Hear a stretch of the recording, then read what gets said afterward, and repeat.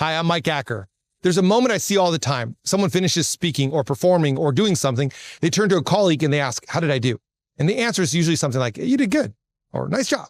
And it sounds supportive, but it doesn't help anyone grow. It offers no direction and no real confidence. Now, my idea is that most feedback fails because we default to being nice instead of being clear.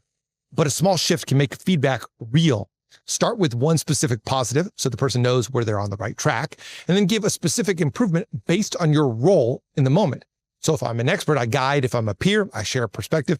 And if I'm a learner, then I'm humble and I ask questions. Now, that simple approach turns feedback into something honest, grounded, and helpful. I care about this because I see people working hard. They're wanting to improve. They're trying to get feedback, but the feedback they get gets them nowhere. And when feedback becomes clear, people become better. They grow faster. Teams communicate more cohesively. Trust grows. And people feel seen not for what they did wrong, but for what they can become. This is the idea I want to share on the TEDx stage because a small shift in how we respond can change the way that people grow, lead, and connect.